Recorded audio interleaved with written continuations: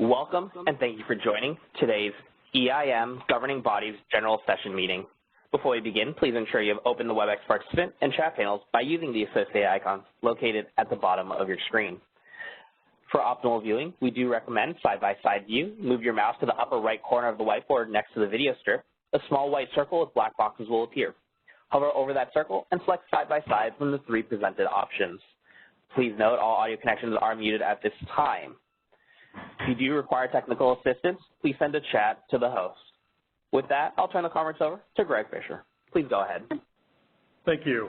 I'd like to start the meeting then with roll call of the members. Can I start with Chair Linville? Here. Vice Chair Prescott? Here. Member Decker? Here. Member Fong? Here. And Member Kanzioka? Here. Okay, we have a quorum, and so take it away, Chair Linville. Good morning, everyone. Thank you for joining us today. I hope you are staying well. Greg, the first agenda item is back to you for a decision on general session minutes. Actually, Carl, the first is public comment. Oh, public comment. Oh, I apologize. Yeah. Okay. So first on our agenda today is public comment. I would note that if you have public comments on an item that's on the agenda, for example, on the hybrid initiative, what I'd like to do is to offer you the opportunity to provide that comment at that time rather than right now. So this would be a request for anyone who has a public comment on anything other than the hybrid initiative. And then we'll ask for public comment again when we get to that initiative. So with that, I would ask, is there public comment for now?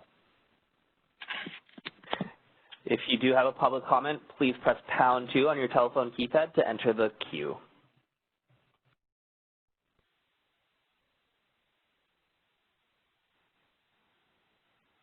All right, it looks like we have nobody in the queue at this time.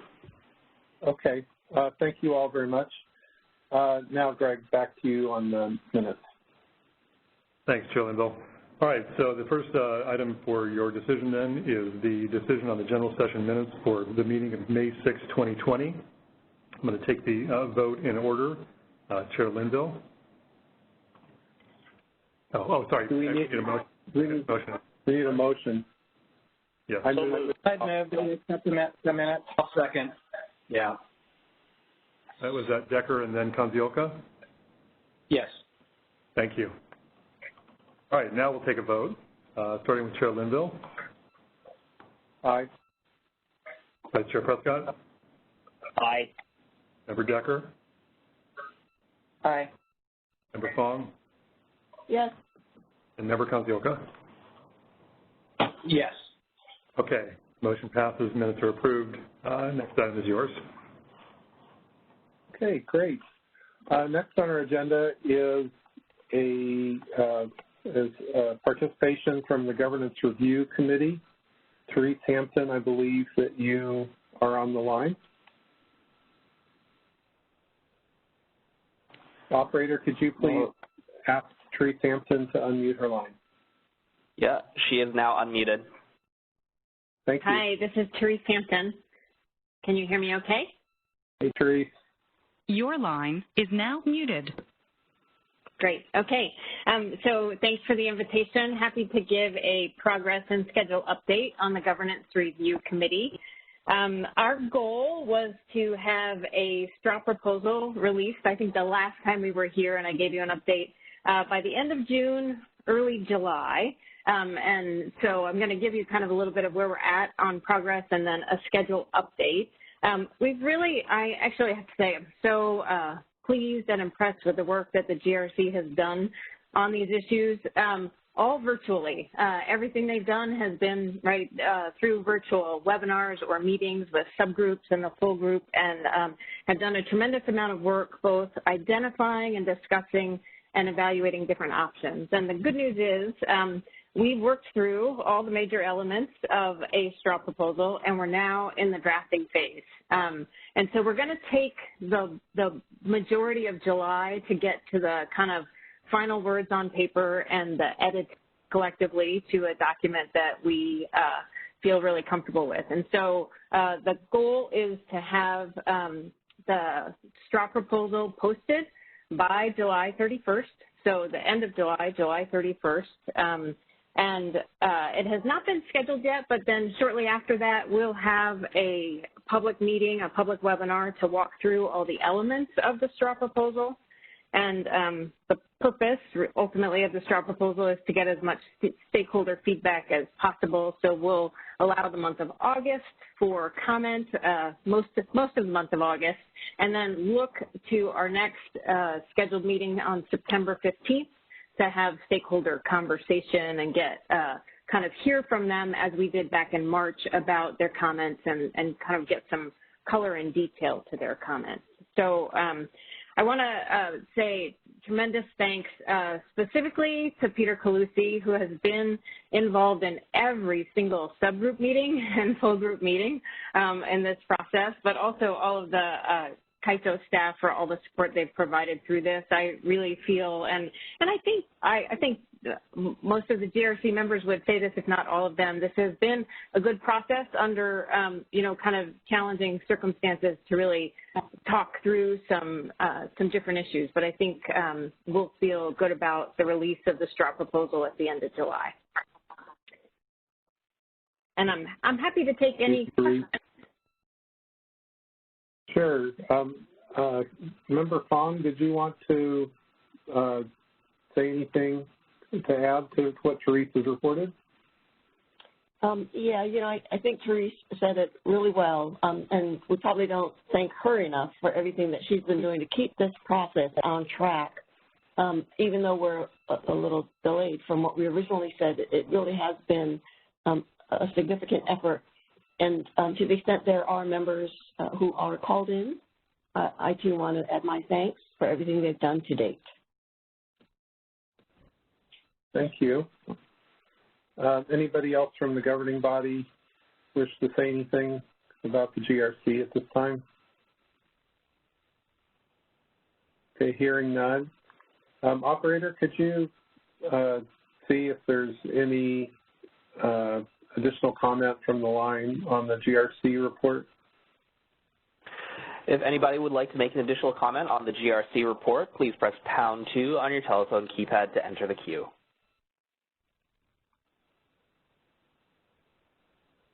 There are no additional comments at this time.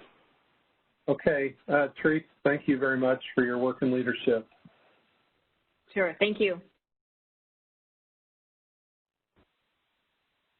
Next on the agenda, we have Chair Fornstrom from Wyoming giving the body of state regulators update.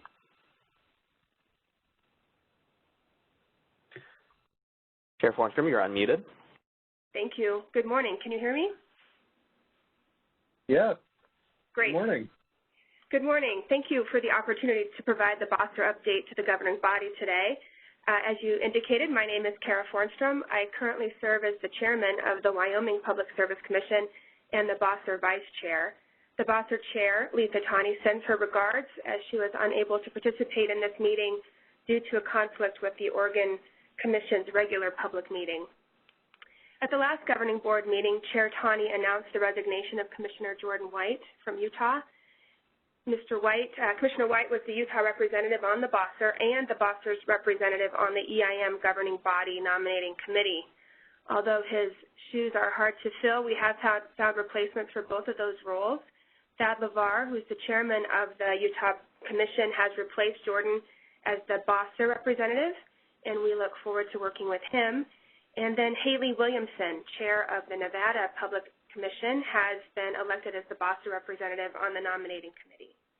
I'm happy to report we continue to have a terrific leadership team and an engaged BOSSER membership. As you know, the BOSSER operates as an independent, self-governing organization of designated state public utility commissioners that work to understand and to inform state regulatory officials about the Western EIM, the EIM governing body, and related CAISO developments. The EIM has been a tremendous success, and CAISO is now contemplating expansion to a day-ahead market, which will significantly increase the volume of energy transacted by participants through a wholesale market. Both of these factors independently substantially increase the need and opportunity for the BOSSER to thoughtfully engage on related developments. We have been actively developing educational opportunities for commissioners and their staff in conjunction with the WEAP staff, CalISO, and others. This month, we had 2 trainings. First, Chair Tani and I worked with CalISO to develop the CalISO Energy and Balance Market Training for commissioners. The 2-hour webinar training held on June 18th covered how the EIM operates and the role it fills for participating balancing authorities outside California. Commissioners and their staff were invited to participate. The governing body was also invited, and I believe many of you did attend. As you know, there's a fair amount of turnover in state commissions, and we believe this training will be a valuable resource for new commissioners and their staff, as it was recorded and posted on CalISO's Western EIM webpage. We are grateful for the many hours CalISO spent developing this training and their investment in time to educate us. On June 12th, BOSSER conducted a panel on CalISO's flexible ramping product refinements. It appears the final proposal will come before the governing body and CalISO board in November. WEAP staff helped us assemble a terrific panel. We'd like to thank Don Trethaway from CalISO, Ryan Kerlinsky from the Department of Market Monitoring, and Bob Hellrick-Dawson from FERC for their participation in the panel. We value the breadth of expertise and perspectives that were provided through the discussion by representatives from all 3 organizations. In addition to market basics, this type of training is essential for the BOSSER. We value CalISO training and independent perspectives so that we are better able to do our jobs and add value to the overall market landscape. We will continue to follow the progress of key initiatives such as the EDAM and the EIM governance review and engage on issues of importance to the states. We will also continue to work with WEAP staff and CalISO to explore additional educational. The next in-person BOSSER meeting is scheduled for Monday, October 26th in San Diego. We are hopeful that we will be able to meet in person, but we will, of course, consider the webinar format if that's not possible. The final decision on the meeting format will be made in September, and we will keep you apprised. Thank you again for giving me the opportunity to provide this BOSSER update. I'm happy to answer any questions. Thank you, Chair Ornstrom. Very exciting to hear Chair LeVar and Chair Williamson stepping up to those roles for BOSSER. Thanks also for the education that you're providing to BOSSER members, but also the spillover benefits for us and for other stakeholders. So thank you very much for those efforts to offer education to the Western states.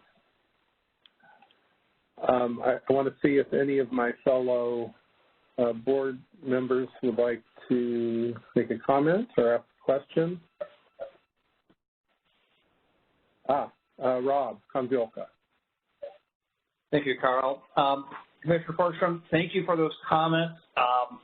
I was one of those who listened in on the training, and I just had a follow-up question to that. I found the training session was very good. I thought some of the questions, interactions from the commissioners or commission staff with the ISO staff was very good.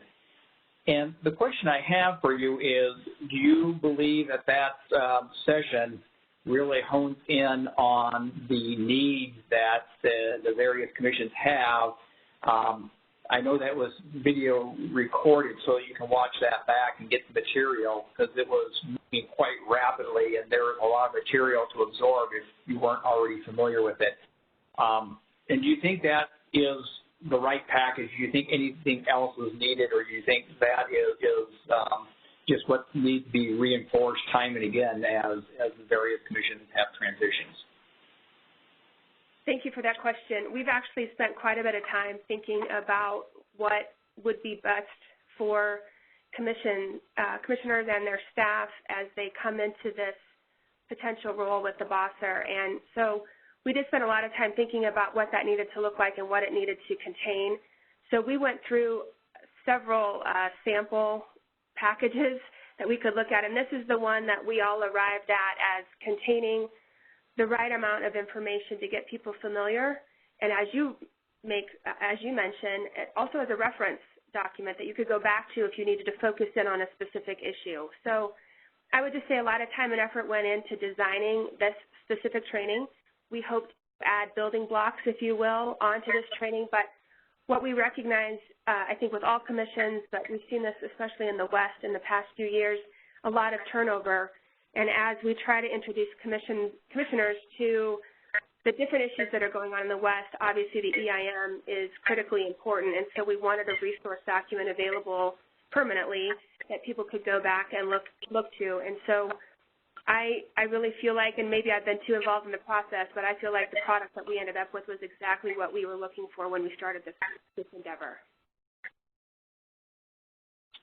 Excellent, and glad to hear that. Thank you, Commissioner. Any other governing body member comment or questions? Hearing none, I'll quickly ask the operator if he could see if there are any questions or comments from listeners today. If you do have a question or comment, please press #2 on your telephone keypad to enter the question queue. And we do have one commenter on the line.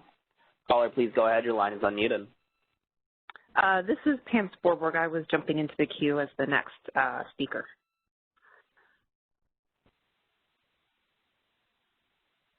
Pam Sporborg, Johnny on the spot. Yeah. Apologies. I think I jumped the gun a little bit. Yeah. So so nobody else popped in, operator? There's nobody else in the queue at this time. Okay, so just a quick thank you to Chair Hornstrom, and on to the eager Chair. Are you the chair, Pam? Yes, I am the chair of the Regional Issues Forum. The chair. Okay, so it's on to Chair Solborg. Thank you. This is the Regional Issues Forum update. Thank you. Yesterday, the Regional Issues Forum hosted its third virtual meeting. We had over 100 people in attendance for the duration of the meeting, which I take as a strong indicator that the Regional Issues Forum is continuing to provide the timely, valuable information needed for the region, even with our transition to this virtual format. This meeting's agenda included a discussion on both virtual or convergence bidding and a carbon policy update. While the speakers did an excellent job providing foundational background on these subjects, both of these are complex, interrelated topics that reflect the challenges the region is working through in both evolving the existing market design and expanding market opportunities, especially as more states and localities are adopting policies around carbon and renewable energy. In terms of risk leadership, Jennifer Gardner, who is our vice chair, has extended her maternity leave into July. Matt LaCar has graciously agreed to continue to serve as our interim vice chair until her return. Our next scheduled Regional Issues Forum is in December. However, given the rapidly evolving nature of the market and the ISO's understandable cancellation of the Stakeholder Symposium in the fall, the liaisons are going to meet in a few weeks to discuss whether to schedule additional Regional Issues Forums through the virtual format. These forums would occur in conjunction with either the EIM governing body meetings or the Governance Review Committee meetings. We are continuing to monitor the ability to offer meetings in person, and we will continue to follow the ISO's lead in terms of when to return to in-person meetings if that becomes a possibility. Finally, I also want to share my thanks for ISO staff, especially Nikki Imam. The ISO support and the coordination during this transition to the virtual format has made it easy and straightforward and has enabled the risk liaisons to contemplate expanding the number of risk meetings offered this year. We could not have done the expanded number of meetings without the ISO's continued support of the process and the virtual format. With that, I will pause for any questions. Anybody from the governing body wish to speak with Pam? Val? Yeah. And Rob. Okay, thank you. First Val. Pam, I thought yesterday's agenda was very timely. You had great speakers. It was really informative, and I just can't encourage the RIF enough to continue on with this effort. I know it's It's not trivial, but again, thank you. And Rob? Pam, this is Rob Konzuka. I'd like to echo Val's comments. I thought the same. I thought that the material presented was in-depth. It was well prepared. The speakers did a great job of articulating their points. And I really would like to add on that I think by having some opposing viewpoints and a way to perceive some of these issues, I thought brought it more to life and really provided that opportunity to hear multiple facets of how we could do some of these things and how they may be approached. I thought that was very beneficial, and I would encourage you to have more elements like that in the future. Thank you. Thank you. I certainly appreciate the feedback, and I'm very glad that you both found the meeting informative and educational. I agree that having a diversity of viewpoints represented really helps illuminate each topic. And I expect that as we convene the liaisons that we will schedule a few additional meetings this year. I just want to make sure that we continue to bring the timely and relevant topics to these meetings as appropriate. And so getting the liaisons together to ensure that each agenda is robust and educational and provides the value for everybody's time, I think is an important consideration as well. This is Anita. I'd make one other comment. Sure. Tim, I think really great service that the RIF also plays is hearing from the different perspectives on what's happening with greenhouse gas and recognizing the importance of the regulatory framework within that and the opportunity that you have with the BOSSR to at least have a dialogue around the framework and how that might create things or not between the different types of policies that states could bring forward for regulating greenhouse gas. So I think that's also a really important service of yesterday, so thank you. Thank you, Anita. Okay, before I let you go, Pam, thank you, Pam. Before I let you go, I'm going to see if anybody from the audience here today has a comment or question about the RIF. Operator, could you please ask? Once again, if you do have a comment or question, you may enter the queue by pressing #2 on your telephone keypad. All right, looks like we have no comments or questions at this time. Okay, thank you, Pam, appreciate it. Thank you.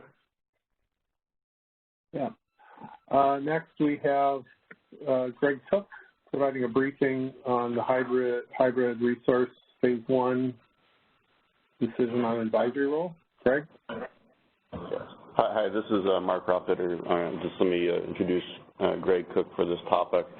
Okay. So this hybrid resource phase 1 topic really is going to focus on co-located resources, where co-located resources are those resources that are multiple resource IDs, different, oftentimes going to be a renewable resource and a storage resource.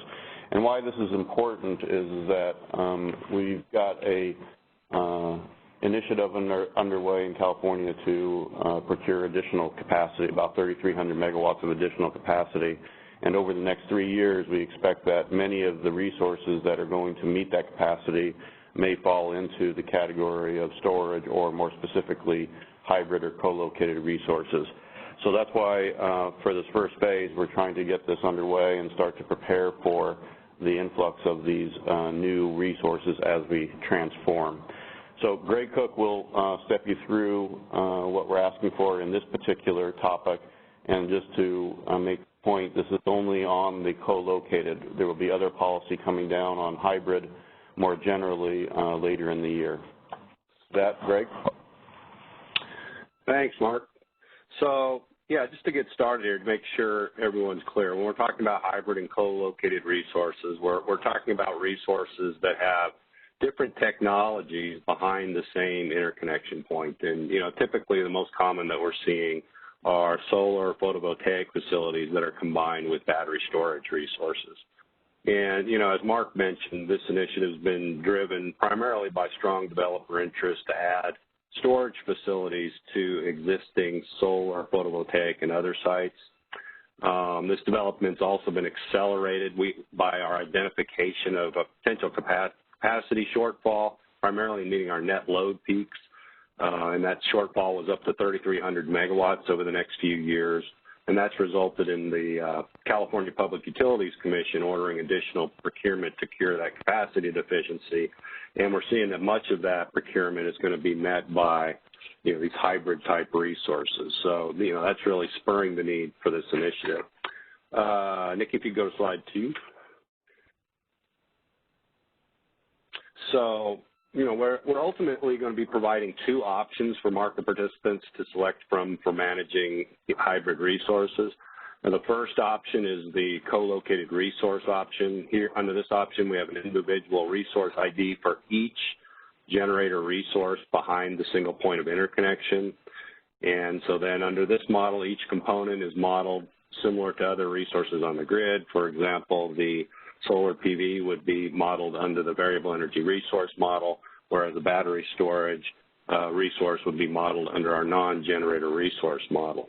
Now, the big advantage of this is that we can use the market to optimize the dispatch of each resource independently to meet our grid operational needs. This we're including as part of phase 1, so this is the one that is for your consideration today. We'll be bringing this to the ISO board next month for their decision in anticipation for implementing the new functionality this fall.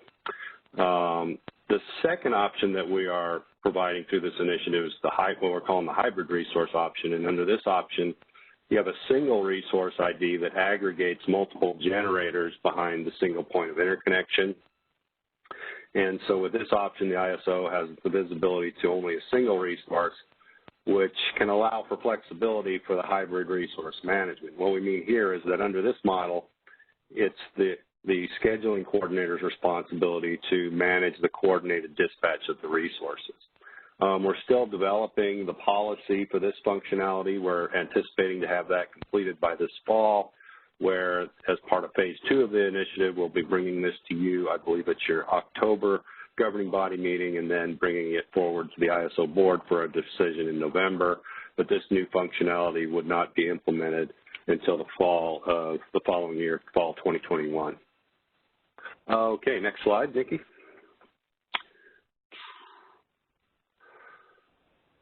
So the co-located resource proposal, we believe, falls under the EIM governing body's advisory role, and this is primarily because the functionality is made equally available to the ISO and EIM balancing authority areas. The rules also apply generally to the entire market, and therefore it falls under the EIM's advisory role.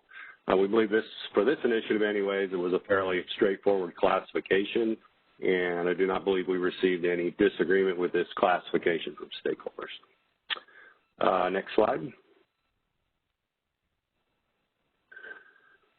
So next, let me go over a few of the details of the co-located resources proposal. So essentially, we're proposing that the co-located resources be managed through a constraint at the point of interconnection. And to give you a little background on this, under the current rules, if we have multiple resources behind a point of interconnection, those resources are constrained so the aggregate PMAX. And when I'm talking about PMAX, this is the maximum output of each resource that is registered in the ISO's master file.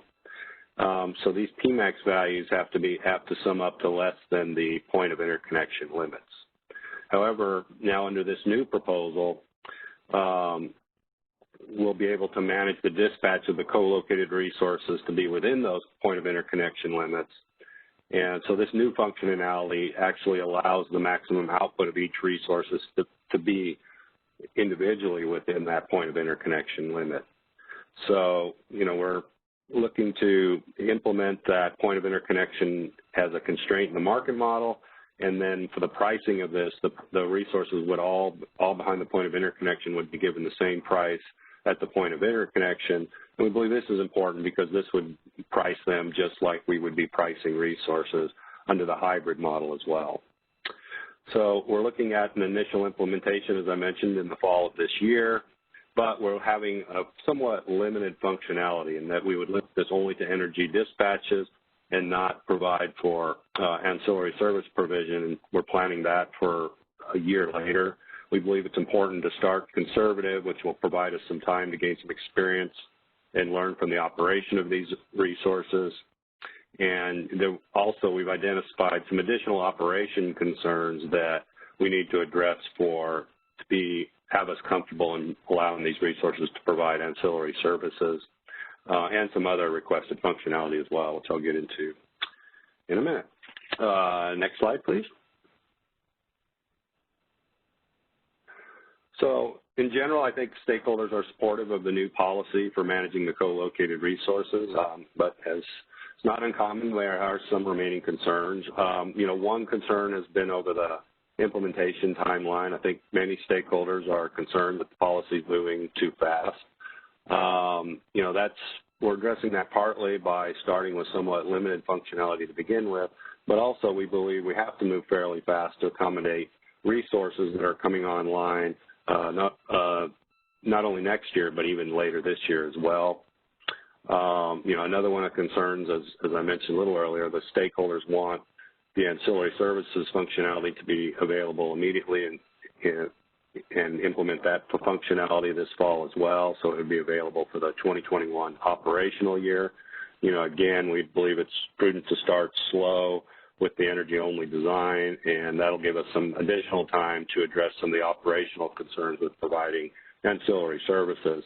What I'm talking about there is really ensuring that the ancillary services that we're counting on from these resources are available and deliverable. So there's some issues there that still need to be worked out. Next, we've had some stakeholders requested additional functionality to allow storage resources to absorb the differences between the variable energy resource forecasts and the actual output. I believe you also received a letter from Susan Schneider on this as well. I have a number of comments on this one. And, at first I would say that, while we believe this request has merit, our position is that it's premature for implementing this fall. I'll also add that you could support this type of functionality, would be supported under the hybrid model, which will be available again in the fall of 2021, which uses a single resource ID. However, we have some concerns that under the co-located approach that, and again, under the co-located approach where we optimize the multiple resource IDs independently, we have some concerns that this request would create a need for us for additional cross-resource coordination and associated functionality that we would need to ensure that by doing this, it does not conflict with the level of resource-specific control that we need in meeting the system needs under the co-located approach. So, with that said, I think, even in the meantime, we are open to exploring this request through some structured learning with the limited resources that we believe will be coming online either later this year or next year. And then finally, the Department of Market Monitoring raised some concerns about pricing the resources at the point of interconnection instead of at the actual resource nodes. The concern there is that by doing this, this could incent resources to deviate from their dispatch instructions. The reason being that you could, for example, have the storage resource being held back when the solar resource is at a high output and you have a price spike, prices go high, the storage resource needs to be held back in the event of maintaining the interconnection limit. That, the concern there is that the storage resource, since it could be a separate scheduling coordinator and resource owner, might have an incentive then to price chase and exceed the interconnection limit. So I think this is addressed. We have a number of provisions in place to address this. First, I'll point out that, one concern is that, just foundational is that the point of interconnection is not part of the ISO-controlled grid, so there's a lot of regulatory uncertainty if we were to move forward with the type of pricing approach DMM recommends.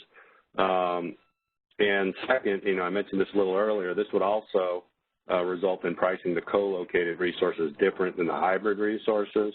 And our big concern is that this would, in our view, provide an inefficient incentive for resources to select the hybrid model over the co-located model so that they could, have the opportunity to receive that point of interconnection price as opposed to their node price. And then finally, I would mention there are protections in place that our interconnection process requires physical equipment to be installed and maintained to ensure that the resources dispatches within the point of interconnection limit.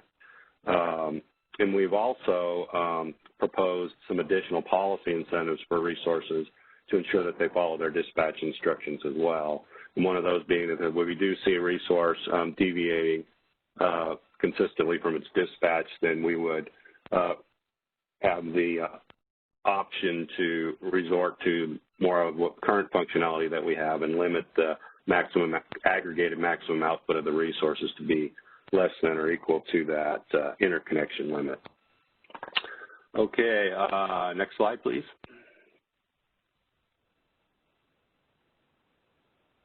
So finally, we're asking for your support on the co-located resources proposal. The co-located proposal provides new functionality that allow us to efficiently manage the resources located at the same point of interconnection. We believe that our conservative implementation approach is prudent and will allow us and the market participants to learn how to best manage these resources before we have a significant amount of these resources on the system.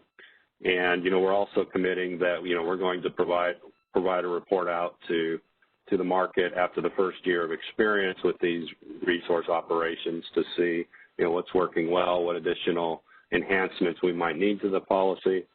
And then finally, we're putting the market on notice that we are considering additional new functionality that would be available for 2023 interconnections. And as I hinted to earlier, in the meantime, we'll also look for opportunities for some structured learning activities with the initial set of resources that'll help us help to inform future policy development and functionality that we can put in place.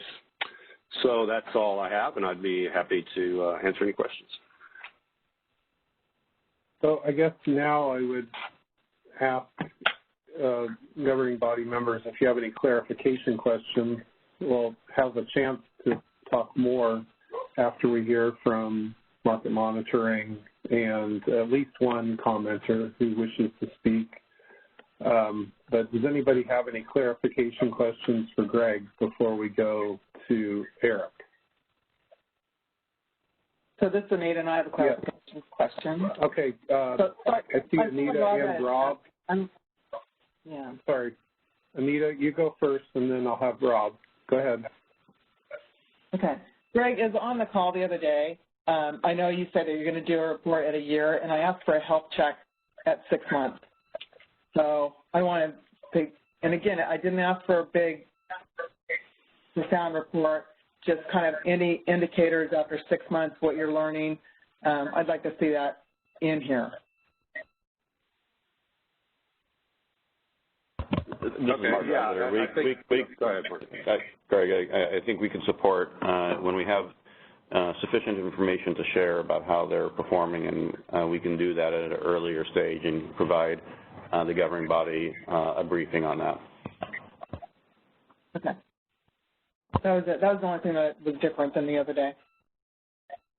Thank you. Rob? Yes, thank you, Carl. Greg, thank you for that presentation and illuminating these issues, because I do think that for some of the newer members looking at this initiative, there has been some uncertainty as to co-located and hybrid resources, so I think that's helpful. I do have one comment and one clarification, and the clarification is on process. And looking at comments, ISO generally concurred with most of the comments that came in and agreed to make some adjustments. And I was just inquiring as to how that gets formalized into the final recommendation. And then then let me just stop there. I'll let you respond to that, and then I'll go to the next part. Yeah, so if I understand your question right, we do look at, the various stakeholder comments and requests. We address those comments through a stakeholder matrix that, ultimately identifies, how we considered and either accommodated or why we did not accommodate the request, so that we have clear, transparency over how we, came to our policy decisions over the process. A lot of what we're proposing here is that we are starting, relatively conservative, and we'll be considering, many of the comments that we got were for additional functionality to be put in place. I think we're trying to be very clear here that, this is not the end of the policy. This is just the beginning of the policy. We're starting with this as a first step, and, we'll continue to do the policy development over the next couple of years, and with our anticipation that we would then have, hopefully a lot of the additional functionality, if not all that they're looking for, available again for around the time frame of the 2023 interconnection. So that's kind of the process and the plan that we have in place. Again, we think the reporting out that we'll be providing will help to inform us as well as the market participants on what we've learned through operating these resources, which again help support the future policy development on this as we go forward. So I hope that answers.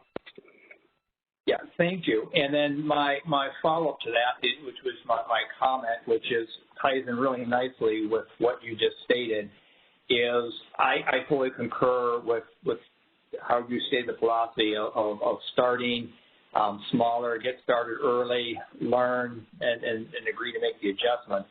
And along those lines, my request is adding that certainty or more certainty into that process, into the timeliness of it, so that the stakeholders, as they see this develop, know we're going to get there in a timely manner. And again, I know you stated that, and I just want to emphasize that I think that is the right way of going and getting there. Thank you. We're this is Steve Berberick. If I might, make a comment. I want to make sure that we manage expectations are perfectly clear. There's a whole lot of uncertainty and debate about exactly. Keep in mind, we have policy, and then we have to operate the grid.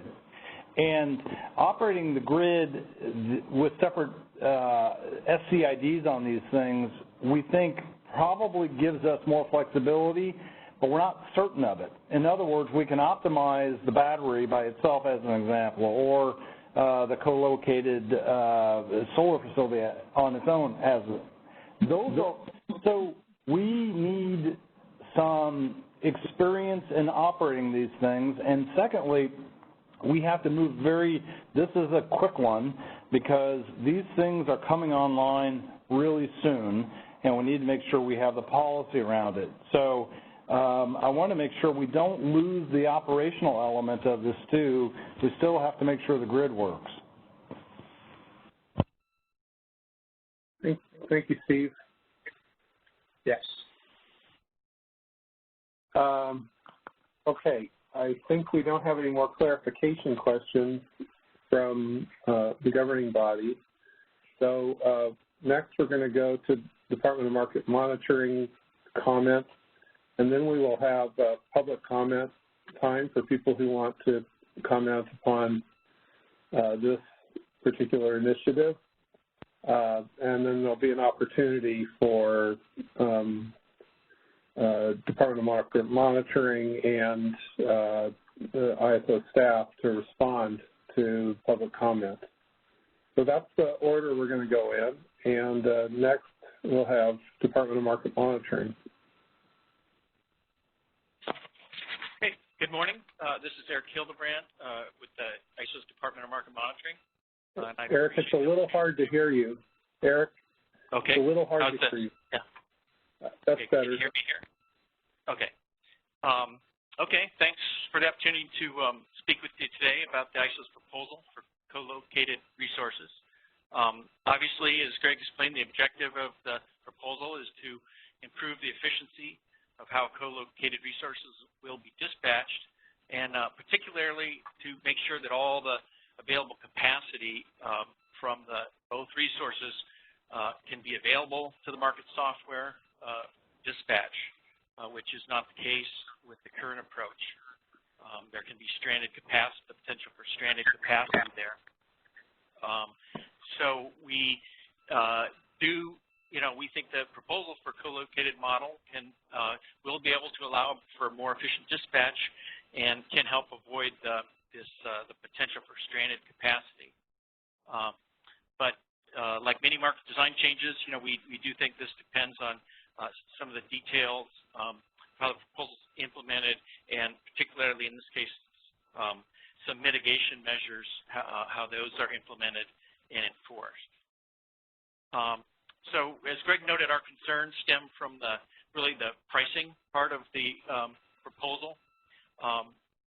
As we laid out in our stakeholder comments, the proposal will create situations where the market price being received for both the co-located resources will be significantly higher than the bid or the marginal cost of some of the undispatched capacity of the co-located resources. That capacity would be, in this situation, undispatched because of if it was hitting up against the limit, the combined limit at the point of interconnection. So obviously both or either of these resources would have an incentive to overgenerate or exceed their dispatch level. And this, of course, would create a reliability problem and would then require operator intervention and probably introduce inefficiencies to it. So the ISO is proposing to address this in two ways. And first, they have confirmed to us that they will require co-located resources to have special equipment installed and activated that will limit the combined output of the resources to be within the interconnection rights or capacity. So this is really a key one. The details are not fleshed out in the last draft of the proposal in too much detail, but we've talked to ISO about these, and we're comfortable with that, and look forward to working with the ISO and kind of fleshing out some additional details and requirements. So in theory, based on the discussions, that those technological and operational requirements would really eliminate the possibility for overgeneration. But in addition, the ISO is including some additional authority to essentially sanction entities or, basically not allow them to have the benefits of the co-located model if they are deviating for any reason. And the ISO is committed to closely monitoring this. So I think this is the kind of thing that would be, included as the ISO reports out. Given these, our discussions with the ISO on these, we do feel comfortable, with the current approach, given these mitigation measures. And we look forward to the ISO, to working with them to finalize some of the key details that we would like to see get in the proposal and make sure those get in the tariff when those are filed.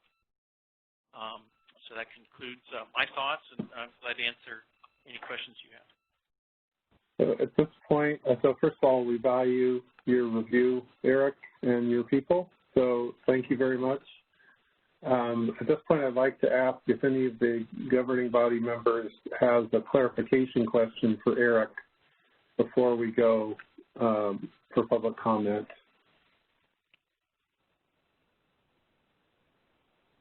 Okay, hearing none. Operator, I believe Ms. Schneider would like to speak at this time on public comment, and there may be others. But first, could we start with, I believe it's Susan Schneider.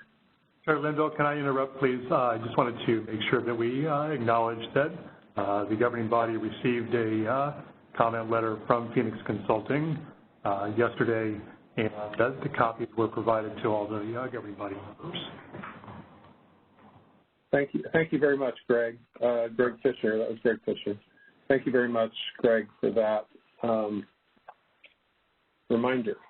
Now, operator, could you see if you have somebody waiting on the phone? Okay, if we have a Ms. Snyder, please press #2 to enter the question queue. Okay, and we'll go ahead and, all right, please go ahead. Hi, this is Susan Schneider for Phoenix Consulting. Can you hear me all right? I can hear you very well, loud and clear. Okay. Thank you so much. Well, thank you. I really appreciate the opportunity to be able to offer these comments today. It's my first appearance before this particular body, but I do know several of you in other capacities.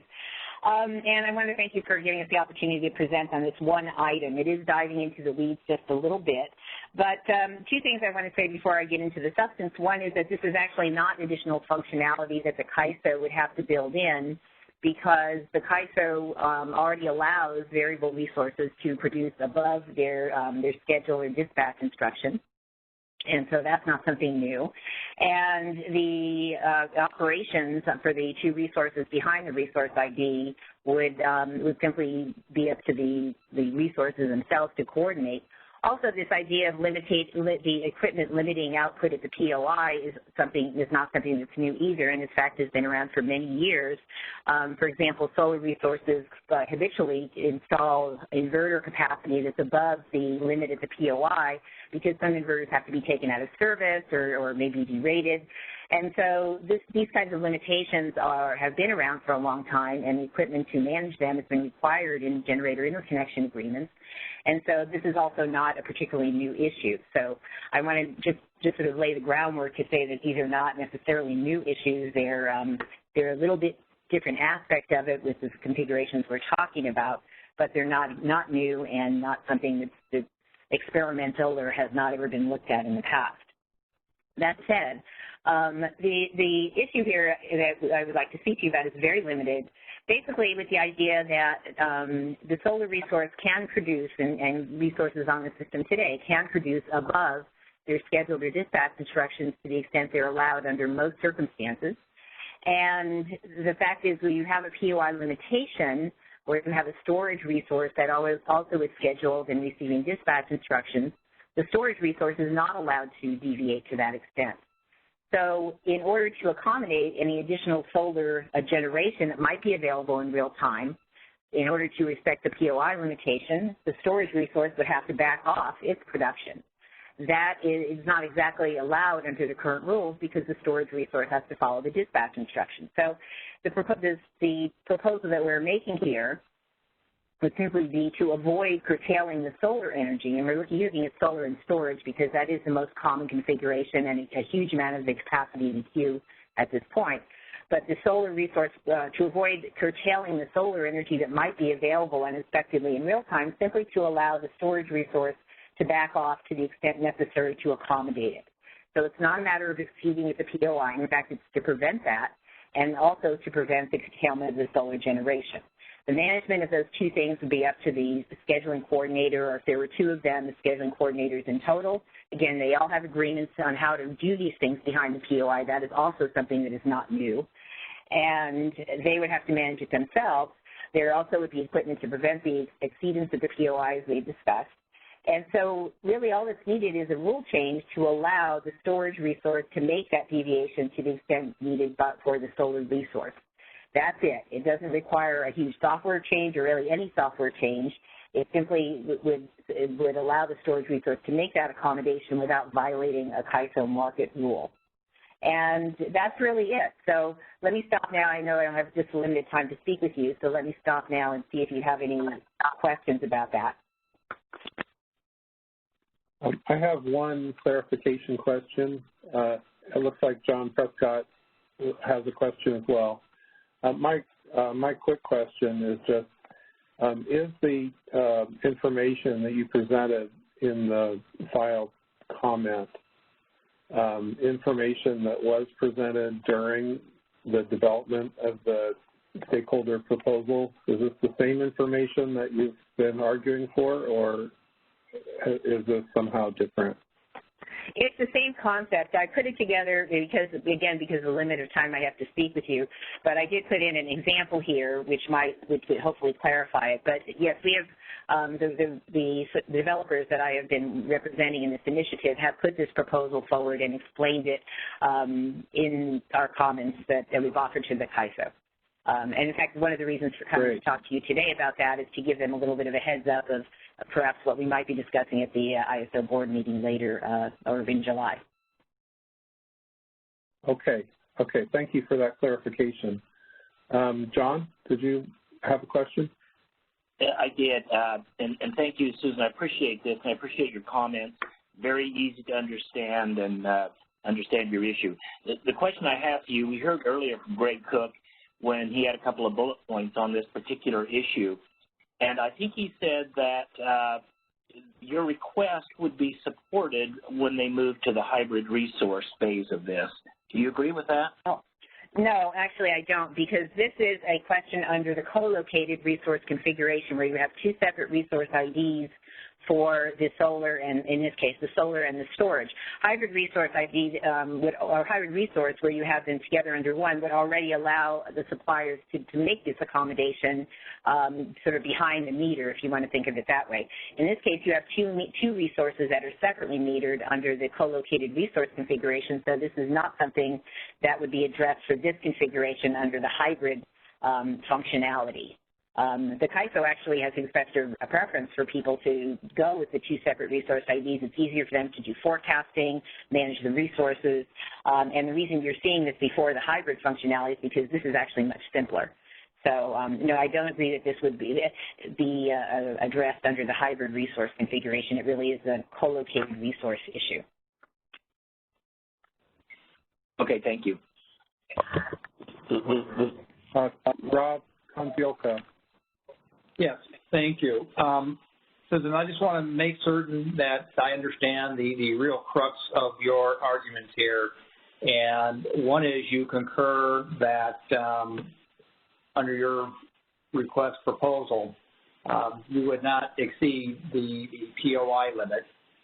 Absolutely. And then two, you're asking for, okay. And then two, the second part is you're just looking at the flexibility of how you dispatch the two different resources. Well, it's actually even simpler than that. First, I do want to say the POI limitation is an absolute, and in fact, the ISO's sanction for people to exceed that is actually pretty mild because technically the ISO, they're violating their interconnection agreement and the ISO could possibly move to cancel it. So, I mean, this is a very serious thing that developers take very seriously, and everyone, there's no one I know that says anything should be allowed to exceed the POI limitation. But the second thing is that, no, this does not change the dispatch of the resources at all, which is based on their schedules and the real-time monitoring of each resource, which would still occur. So this would mean basically that the dispatch of the resource could take place the way the dispatch was going to anyway. It's just that there could be some variation in the response to the dispatch instruction. So the solar resources, if it's dispatched at 75 megawatts in my example, is allowed to produce 85. They're actually allowed to do that.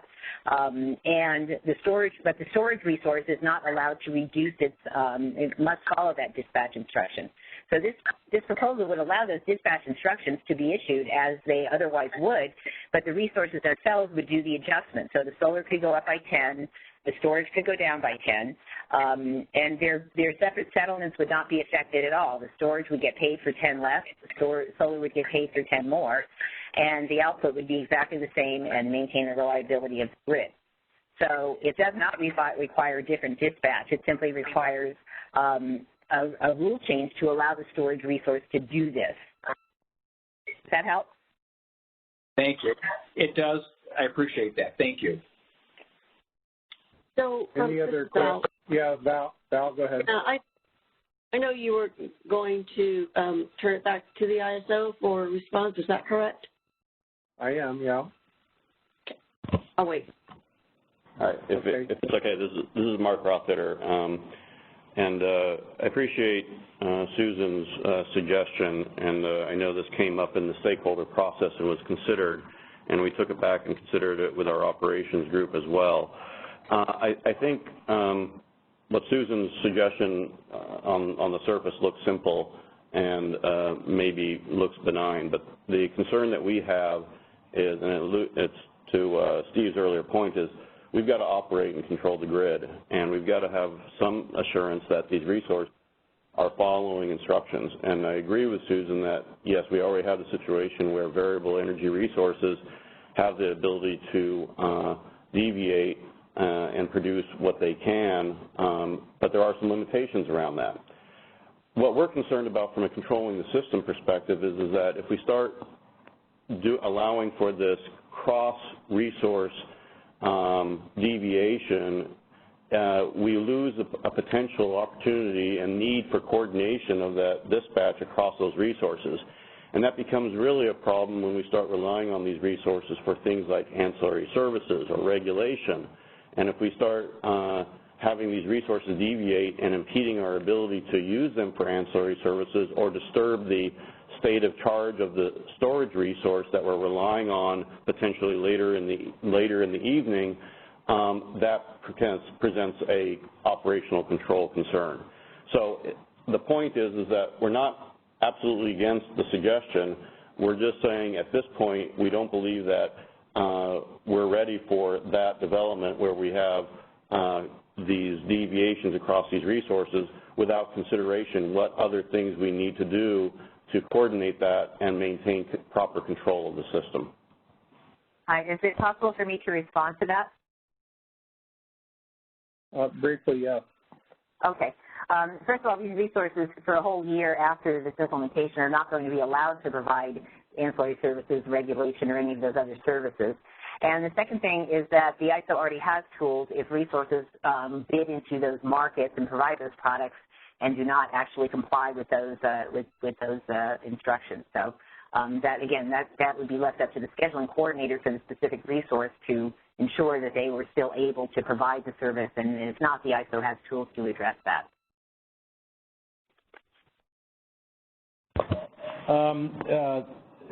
Chair Linville, this is Steve Berber, if I might. I have 2 points to make. One is what's being described as a hybrid resource, they can elect to be a hybrid resource. But in a world of significantly deviating resources, we have to have control. We don't have control over the deviations around the solar. We can push them down in a band. But that battery, we're going to be relying more and more and more on batteries, states in charge of those batteries, as well as them following a very distinct dispatch because we don't have other resources to do that. This is a huge operational issue. We are, as Mark noted, once we have some experience with this, we will look at whether other models can happen. And yes, Ms. Snyder's right, we're not doing AS right now anyway, but this is a controllability issue, and the more and more and more we get stripped of control, the less we're able to manage the system.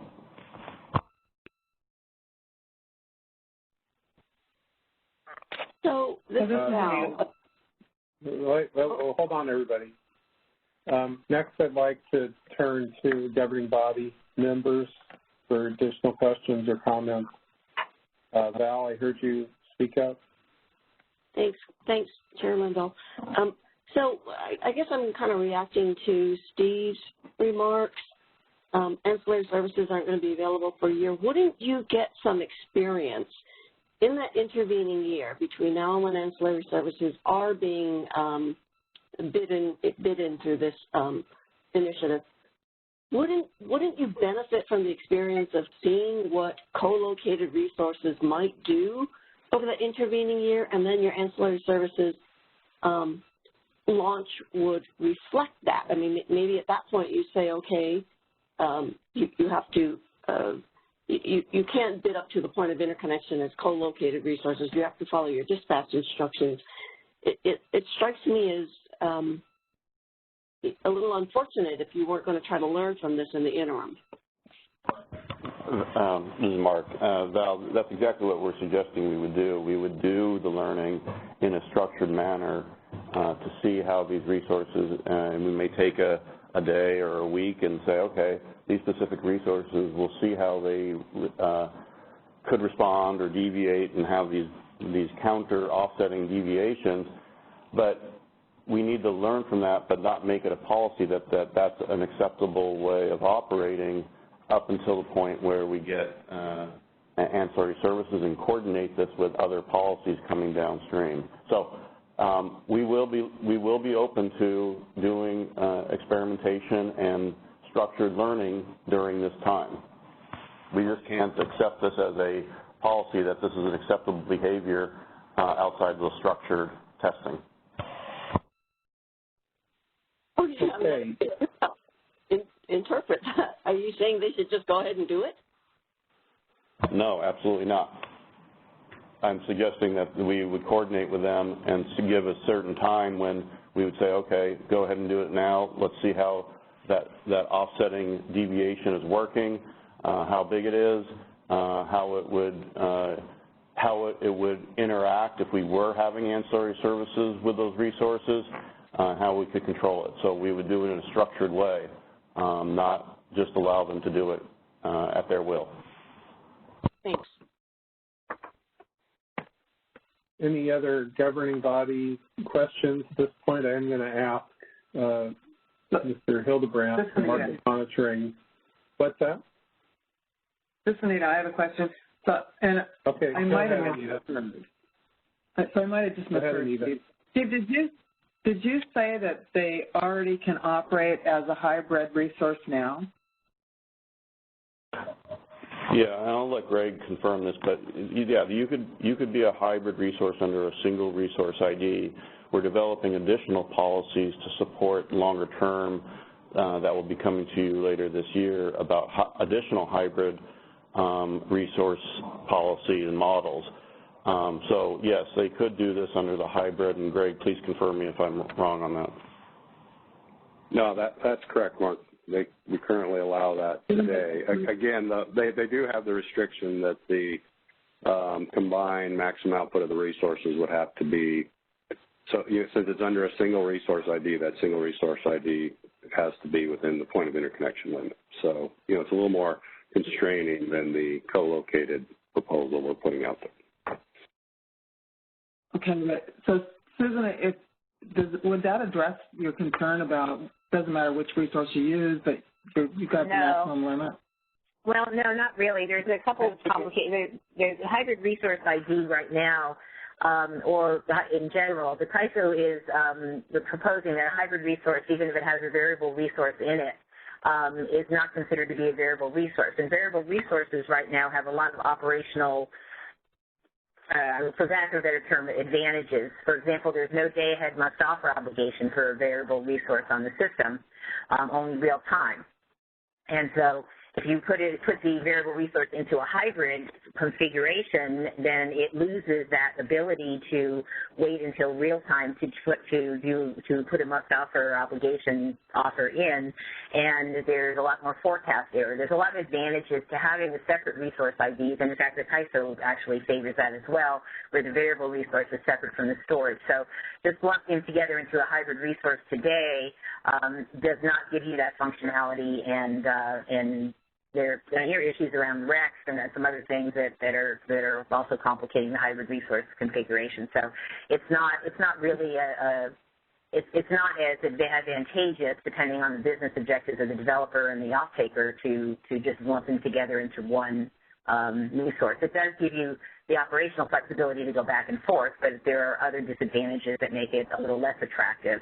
The flexibility we're requesting would actually make the co-located resources, the two separate resource IDs, more attractive. And again, we feel that that's really the way the CAISO wants to go on this with these configurations anyway. All right, got it. Thank you. Okay. Can I mention? This is Mark out there. If I could again. Yeah. Okay, Mark, go ahead. We are committed, and maybe as part of our report out in that 6 month to 1 year experience, we can report out what, if any, structure testing and what we learned from that structure testing in regards to this matter. Mark, is there some way to get a plan for that kind of testing, or so that people could have some assurance that it will actually happen in some reasonable way? Sure. It's just similar to some of the demonstrations that we've done for ancillary services for wind and solar resources. We can ask for some volunteers to do the structure testing. So I want to stay now with governing body questions, please. Are there any other governing body questions before I'll ask Mr. Hildebrandt if he has anything incremental he wants to say? If he doesn't, that's fine. But anything else from the governing body members before I do that? This is John. Will we have a chance to comment after Eric then as kind of a final wrap-up? Yeah, then we're going to deliberate amongst ourselves, sort of sum up where we are after Eric. Actually, we also have to see if there's other public comment other than Ms. Schneider, too. So, but let's go to Mr. Hildebrandt first. Hello, can you hear me? Yeah. Yeah, okay. Yeah, just quickly, yeah, this is an issue we need to defer to the ISO in terms of the, the software and the operational issues and complexities involved. But we do appreciate, I guess the other point I'd make is I appreciate the discussion because it's good to make the rules or expectations explicit about, what is or isn't allowed or expected in terms of the deviations. And then finally, to the extent, ultimately the ISO could accommodate this sort of thing, it does seem like a worthy enhancement, if it could be accommodated to some extent, because we do think the co-located model can be significantly more efficient than the hybrid model. So we would prefer the co-located model to be enhanced so that more projects select that model. Okay, thank you for that input, Mr. Hildebrandt. Operator, I'd like to, and Ms. Schneider, thank you for bringing this issue to us. It's very important for us to understand these sort of things, so we really appreciate the thought that you put into this. Thank you for your consideration. Now, Operator, I'd like to ask if there are any other members of the public who would like to comment on this at this time. Okay, once again, if you do have a comment, you may enter the queue by pressing #2 on your telephone keypad.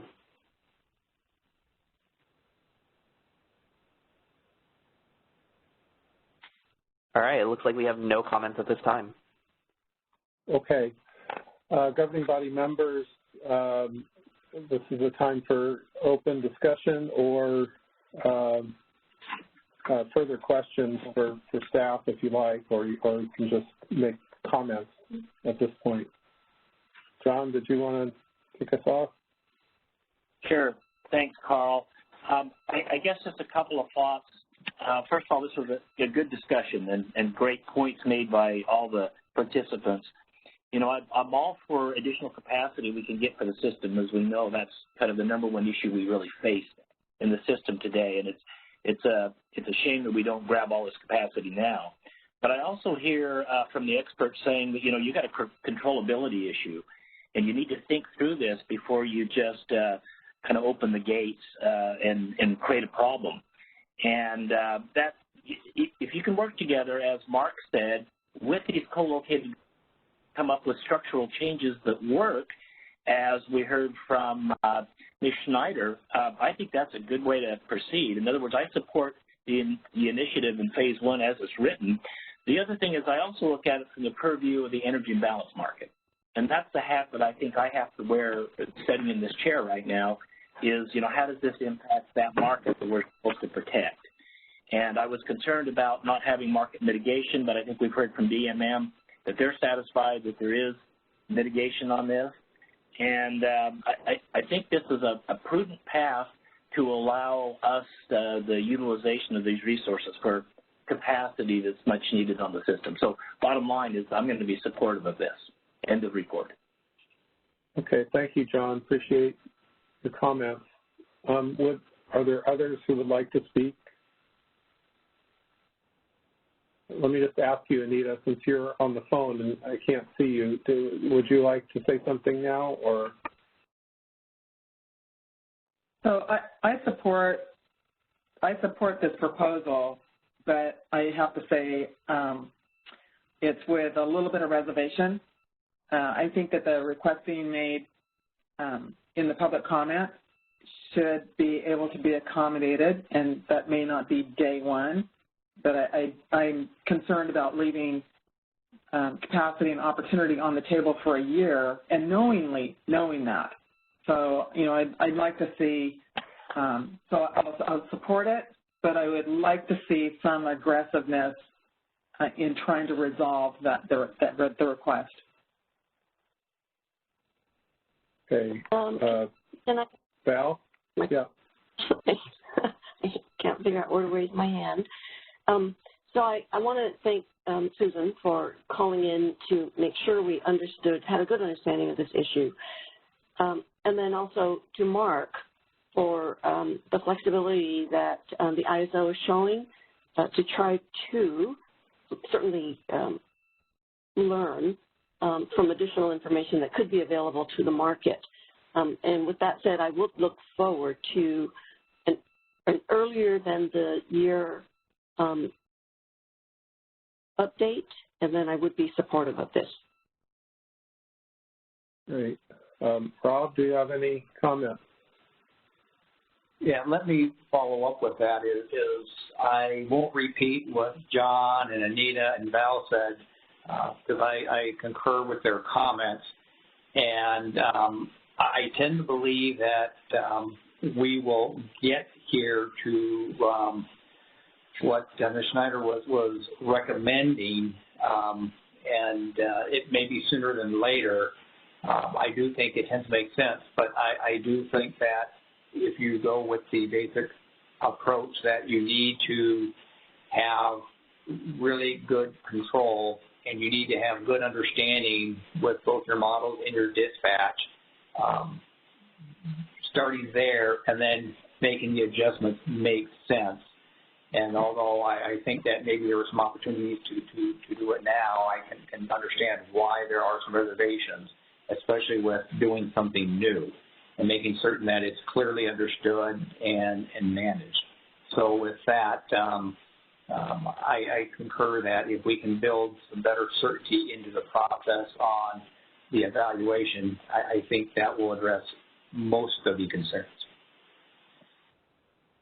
Okay, I'll just sum up by saying that part of Greg's presentation that was most heartening to me was that some stakeholders complained that that was going too fast. So that gives me the confidence that the balance is being struck here between recognizing the opportunity of these resources, recognizing that there's going to be a need for these resources, moving as fast as possible, but staying with that obligation to ensure the reliability and safety of the system is maintained throughout. So I hear a commitment to use these resources fully as we learn to use them fully, and I think they're extremely important resources. They're going to be foundational to this decarbonized grid. So, I thank you, staff, for your presentation. Thank you, Ms. Schneider, for bringing us a better understanding of how this affects you. And thank you, Anita and Val, for the suggestion of the interim report. I think that's a really good idea. So, and thanks to Mark and Steve and Greg. Thanks for your comments, and Eric. So I think we are ready for a motion. Yes, Chair Linville. So just to make it easy for everybody, we can post the draft memo or draft motion if you'd like, or I can just walk through it before I actually read the proposed motion. But I do need to fill it out a little bit before I actually read it. Whatever is easiest and most straightforward for you, Greg. is fine. I will just kind of wing it here then. So it sounds like the governing body will support or provide input, excuse me. Is that a fair assessment? I believe that's what I heard. All right, and it sounds like everybody's in support. So now what I need to know is whether you want to do written or oral or both. And so let's say, do you have an opinion on providing written advice? Does anybody request that we provide written advice to the Board of Governors on this item? I think we can do it in a verbal report. Okay. Does anybody have a different opinion? No, I agree with John. I think we can do a verbal. If we could, during the verbal report out, put in the suggestions that we talked about here, which is a, earlier time frame for giving us an update, and then, also this commitment to do some trials. Thank you, Val, for volunteering to write the verbal report. All right. Yes, all right, so I think I have what I need, if you're ready. Yep. So the proposed motion is as follows. Move that the EIM governing body will provide verbal advisory input to the ISO Board of Governors as discussed at its June 30, 2020 general session meeting, supporting management's proposal for hybrid resources phase 1. So I need a motion and a second. So moved. Second. Can you confirm the motion, please? So moved. Is that John or Rob that moved? It was Rob. Thank you. Sure. Yes. All right, and Chair, you can take the vote then, or no? I'll take the vote. All right. Member Decker? Yes. Member Fong? Yes. Member Kazioka? Yes. Chair Linville? Yes. And Vice Chair Prescott? Yes. Okay, motion passes. Thank you. Okay, next on our agenda, we have a briefing on the policy outlook. This is Mark Roppett. I'll just turn this over to Bradley Cooper, and he's done this before, so he'll give you the update on our policy outlook for the upcoming year. Good morning, Good morning, Brad. everybody. Good morning. Good to see you. Can you hear me okay? Yeah, hear you well. Okay. This is, like Mark just said, this is the briefing on the policy outlook. Next slide, please. We give this to you about once a quarter, and we review updates to our annual policy development plan, and then give you updates on the status of the EIM-related policy initiatives that we're developing. So next slide, please.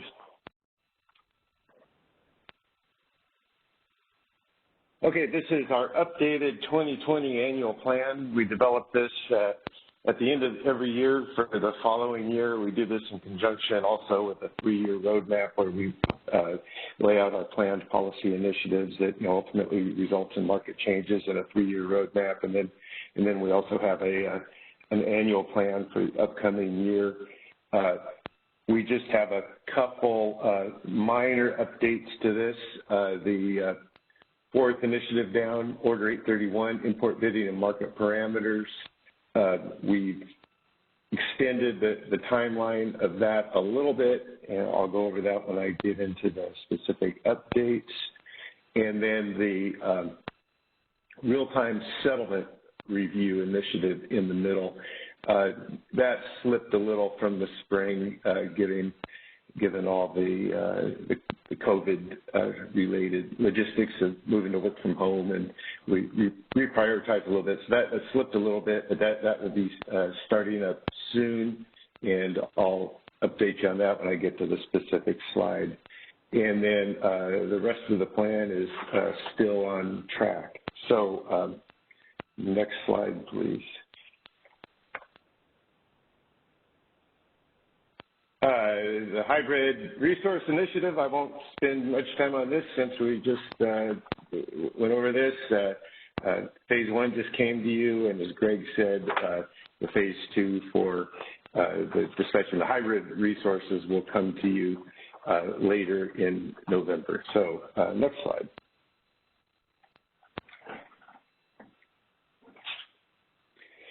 The energy storage and distributed energy resources, Phase 4, also referred to as ESDR. It's making various enhancements to our energy storage and distributed energy resource modeling and rules.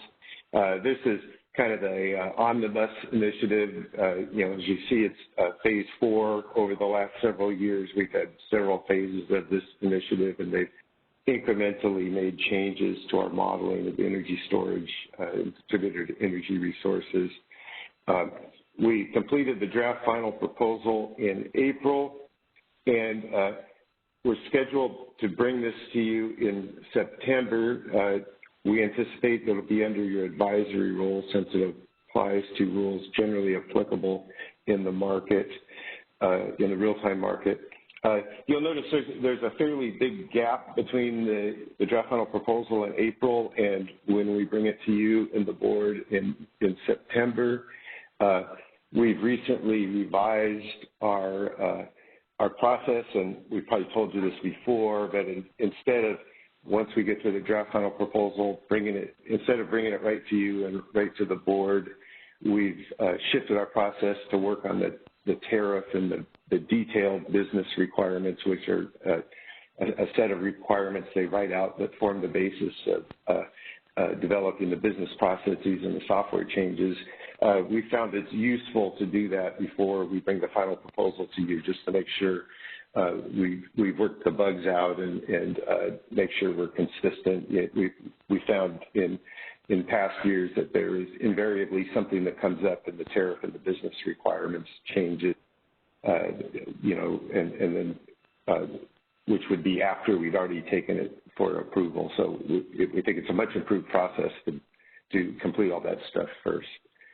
Okay, next slide.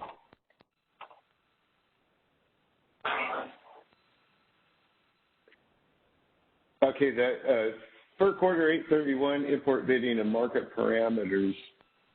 FERC Order 831 required all ISOs to raise their bid caps to $2,000 a megawatt hour, with the requirement, though, that bids above $1,000 a megawatt hour can only be accepted if they're verified before the fact, before the market runs.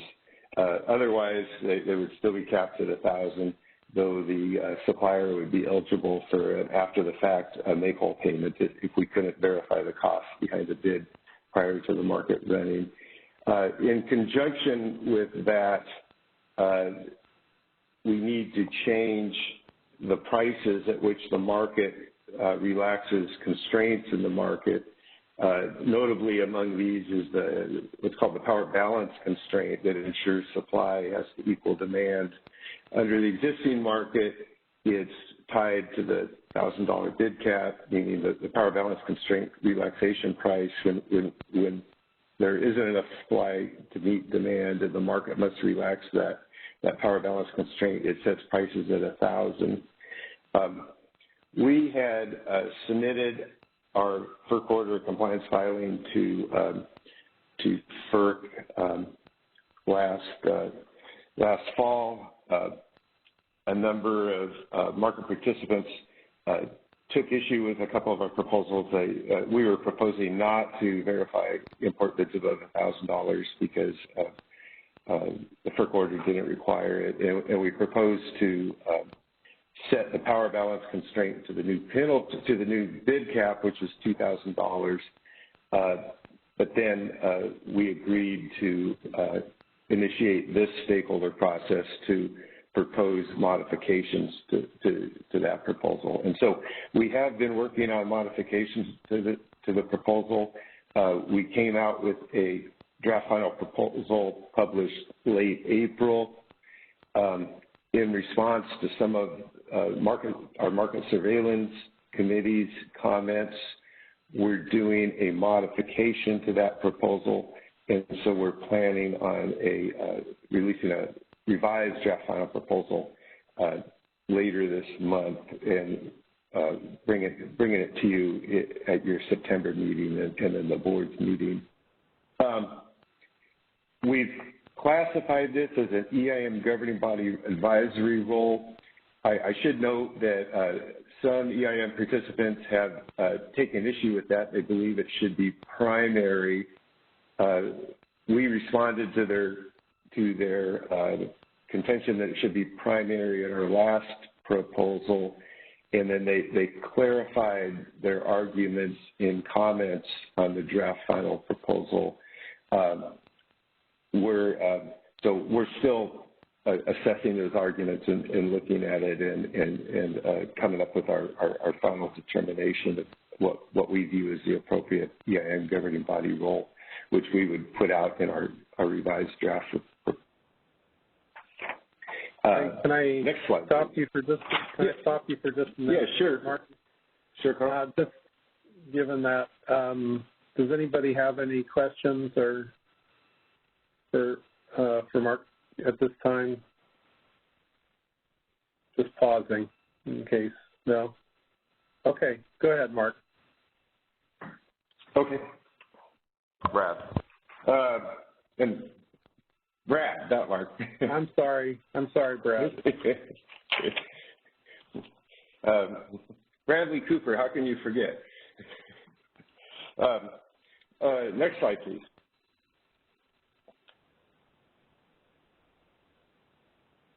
System market power mitigation. We're working on this initiative.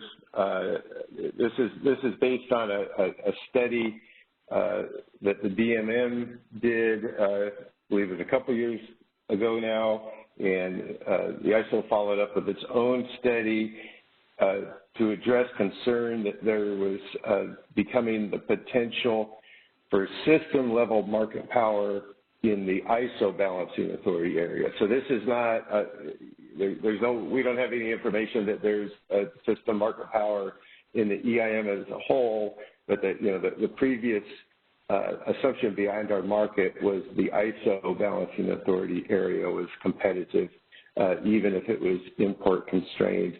And there's information that indicates, based on these studies, that it may actually not be competitive in a small number of hours.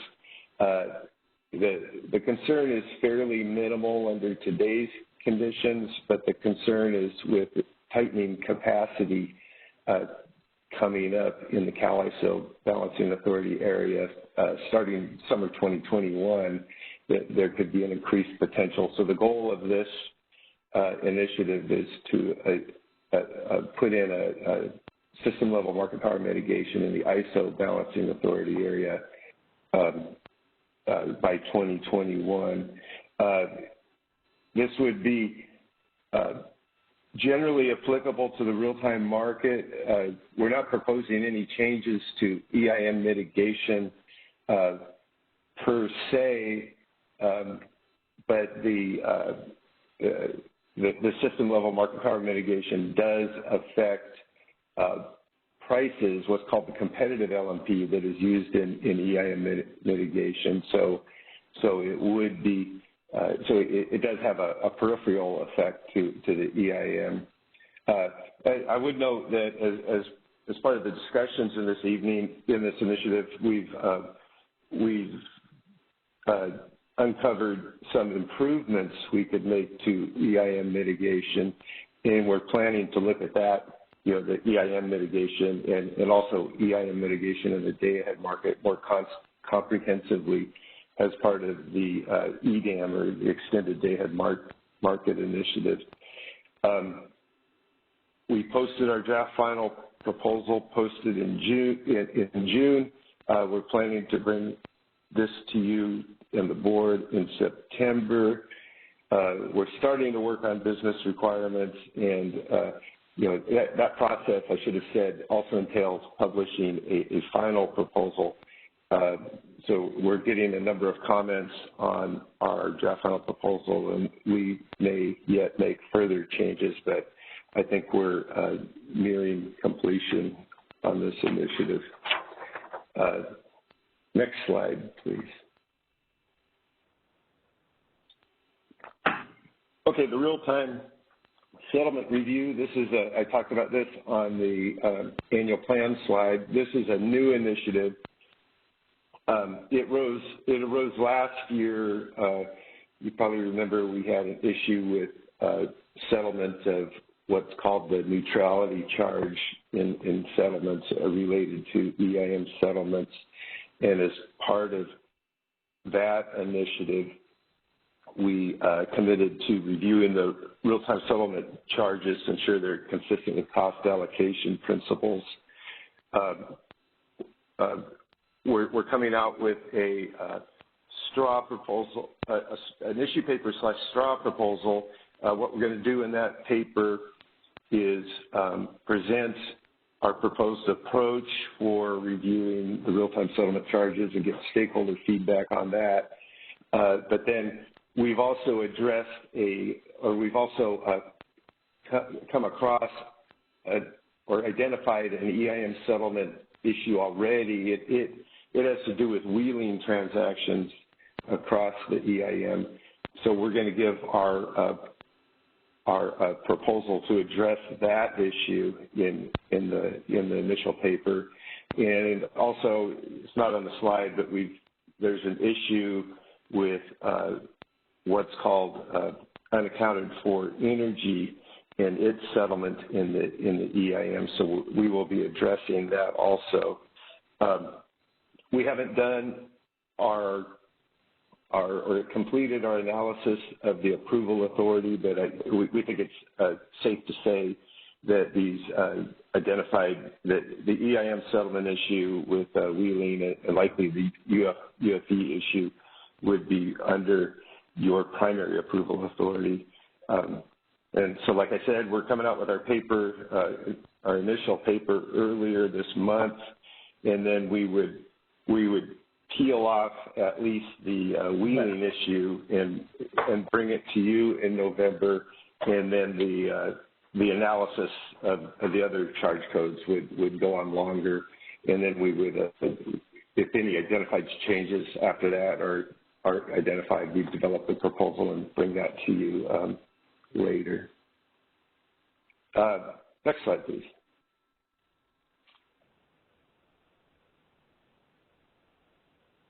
Okay, then these last three are really the major initiatives. They're all interrelated. The first is the flexible ramping product enhancements that we talked about that a little bit earlier at this meeting. In that initiative, we're proposing changes to the flexible ramping product to model it nodally to improve both its deliverability and its pricing. We did an analysis about a year ago, and we found what the market optimization tends to do is buy flexible ramping product where it has very little opportunity cost, which is likely behind a transmission constraint, which makes the flexible ramping product not deliverable. So the nodal modeling will improve that and improve the pricing. This is important because flexible ramping will be the basis for imbalance reserves or the nodal modeling, I should say, will be the basis for imbalance reserves in the day-ahead market that we're developing in the day-ahead market enhancements. And, a lot of EIM entities lately on comments say we need to improve our scarcity or shortage pricing, and fixing the flexible ramping product will actually go a long way towards that. Earlier I talked about relaxing the power balance constraint and how it sets a price of either $1,000 or $2,000. If the flexible ramping product is deliverable, what will happen in the market when you're short is you will relax the flexible ramping product requirement rather than go to the $1,000 penalty price or the $2,000 penalty price, depending on what it's set at. And so that actually gives what a lot of market participants are asking for, which is a stepped up price depending on increasing levels of shortfalls up to the $1,000 or the $2,000 power balance constraint price. We've published our draft final proposal in May, and we're currently working on the business requirements and the tariff, and plan to bring that to you in November with targeting implementation in fall 2021. Though I should note that we are also doing other changes that are an interim fix to address deliverability that will be done under our business process manual process, which would be implemented this fall. So that'll be in place for a year as an interim fix. And this is generally applicable to the real-time market, so it would be under your advisory role. Next slide, please.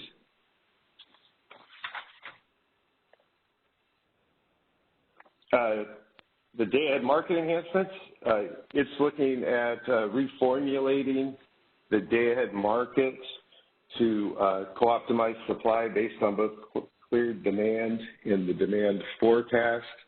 Currently, the way the ISO day-ahead market works is it runs what's called the integrated forward market, which clears energy against energy supply against energy bids. But that amount that clears can be less than the load forecast. So we run a separate process called the residual unit commitment process that commits additional generation to meet the forecast, but you lose efficiency when those two things are done sequentially rather than co-optimized.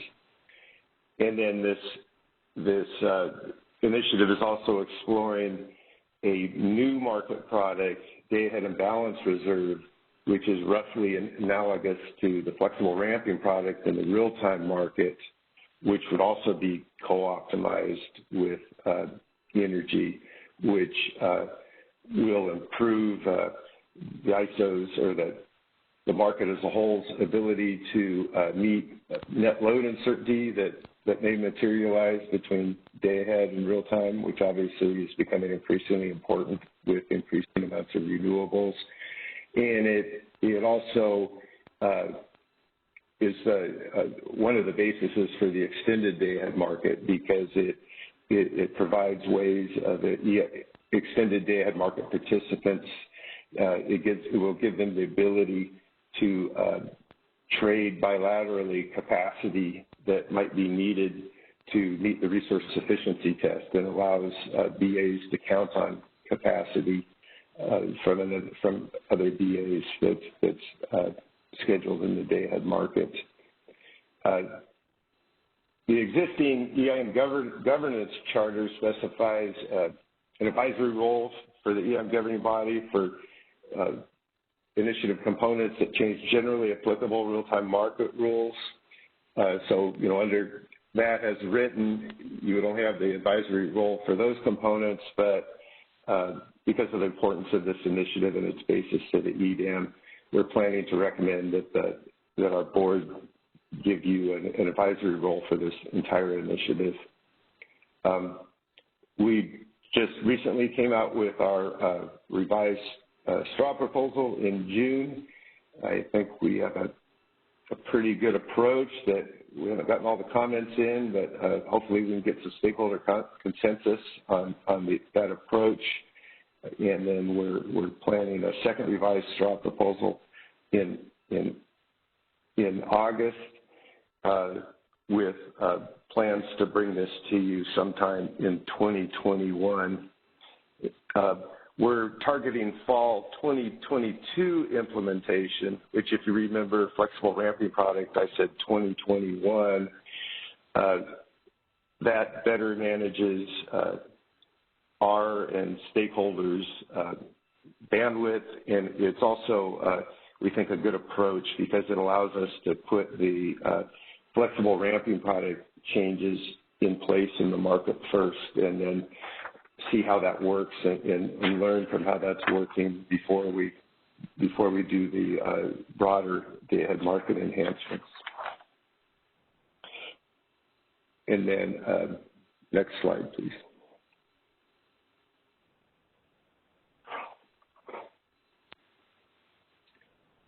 And then finally, the extended day-ahead market, or EDAM, which obviously is extending the day-ahead market to EIM entities. You know, in this initiative, we're trying to develop a day-ahead market that bridges the spectrum between being full members in the ISO and being more of a voluntary, EIM participant with still transmission using an OAT framework. So we're trying to combine those two approaches or develop a market design that accommodates that kind of a hybrid participation model, if you will. We're tackling this in what we've called various bundles. Currently working on Bundle 1, which are the big issues, transmission provision, the resource efficiency evaluation, how you distribute congestion rents generated by the market. We kicked this all off with some stakeholder workshops in February. We're developing our Bundle 1 straw proposal in July. We've had additional meetings with stakeholders since then.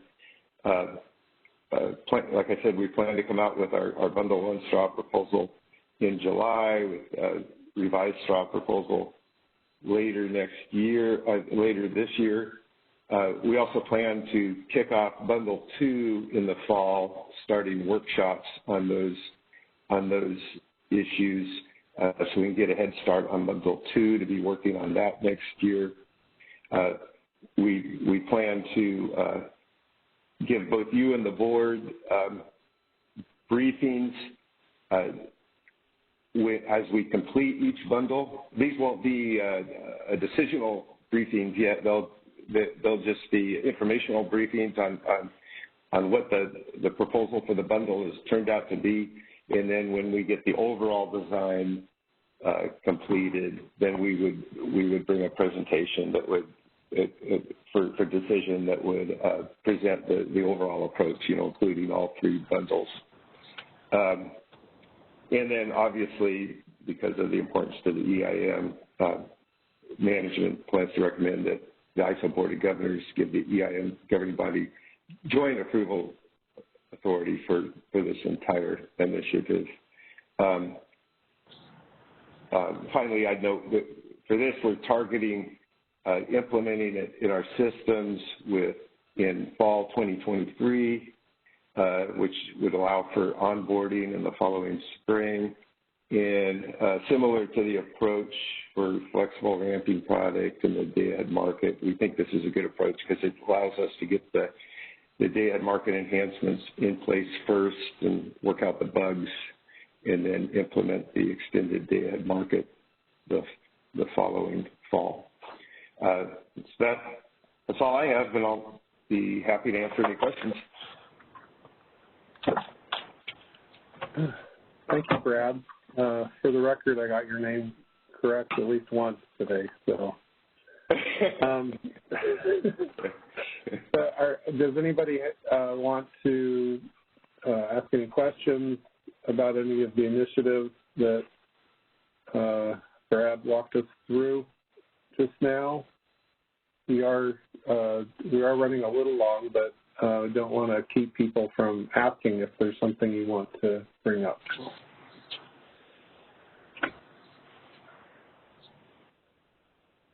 Val, is that you? Yeah, it's me. Sorry. You know, I don't actually have any questions, Brad, although I am daunted by all the work in front of you and us. I would ask that you continue to give these, I just want to reassure you how much we appreciate these updates and that you continue to provide them. So thank you in advance. Oh, sure. We're happy to. I echo that. Anybody else? Questions for Brad? Seeing none and hearing none. Thanks a lot, Brad, for the update. And we will now move on.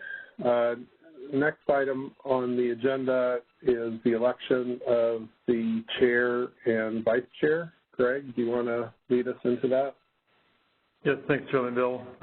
So I do have a proposed motion, or motions, if you will, one for the chair and one for the vice chair. I'd like to get some discussion on who those nominees would be before I actually read the motions.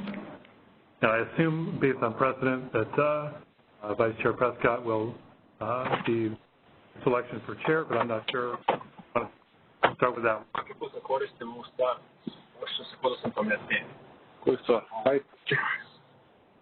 Vice Chair Prescott. Oh, Val. Yeah, go ahead, Val. We're having some audio difficulty. Heather, turn off your phone. Thank you, Chairman Bill. Before I make a proposed nomination here, I want to say thank you very much to Carl for taking on the role of the chair. I know he's been extremely busy, and yet he has taken on the role of the chair, and I know that it has required extra time with him as we've gone through the CEO search. And I know Carl pressed me and asked me before he agreed to do this how much extra work it would be, and I assured him it was, you know, just a little bit more. And he might beg to differ as he sits there today. I think it was a lot more. That said, I think it would be my extreme honor to nominate John Prescott, if he is willing, to be our incoming chair for the next year. Vice Chair Prescott, are you so willing? I am so willing. Thank you, Val. And do we need a second for that? Val, why don't you? Yeah, then I'll second. I think we're. Yeah, technically, I'll read the proposed motion, then we can get the motions underway. Do we want to do the vice chair at the same time then, Chair Linville? Yeah. Yeah. Oh, sorry. Go ahead. Go ahead, Val. Okay, I would be again honored if she is willing to nominate Anita as the vice chair. Anita, are you willing? Yes, I am. Might not be able, but I'm willing. Okay. Able was assumed. Okay, I think I have what I need then. Sure. All right, so the following moved that the EIM governing body elects John Prescott to serve as chair of the EIM governing body pursuant to Section 3.3 of the Charter for Energy and Balanced Market Governance, effective July 1, 2020 to June 30, 2021, or until such time thereafter as the successor is elected, and moved that the EIM governing body elects Anita Decker to serve as vice chair of the EIM governing body, effective July 1, 2020 to June 30, 2021, or until such time thereafter as the successor is elected, whose role will include substituting for the chair when the chair is unable to fulfill their duties due to conflicts, absence, or unforeseen reasons, and who will be designated as the EIM governing body representative to the nominating committee. That I'll take a motion. So moved. And I will second that. That's Rob. I second that. All right. Thanks, Rob. All right, so let's take a vote then. Member Decker? Yes. Member Fong? Yes. Member Kanzioka? Yes. Current Chair Linville? Yes. And current Vice Chair Prescott? Yes. All right, motion passes. We now have a new chair and vice chair. Thank you. Congratulations. Effective tomorrow. Effective tomorrow. So I guess exert my last little bit of chairmanship here. Anyway, I do want to thank everyone for supporting me this year as chair. It's an honor. I'm very proud of the Energy Imbalance Market. I'm very proud of the staff. I'd like to thank the staff for their support all year long. And thank you to the EIM governing body members for stepping up to significant responsibilities this year, like, for example, Val volunteering to serve as our delegate on the Governance Review Committee, and Anita serving as her second, and John serving like 4 consecutive terms on nominating committees, as well as other things. So it's been a great year. I've enjoyed it, and look forward to handing the gavel over to John tomorrow. So with that, we have one more item, informational reports. Does anybody wish to pull out an informational report for discussion today? Seeing none, any future agenda items folks would like to call out today? Seeing and hearing none, Greg, I believe we are adjourned. That is correct. Thank you, Chair Linville. Thank you, board. Yep. Thanks, Carl. See ya. Yeah.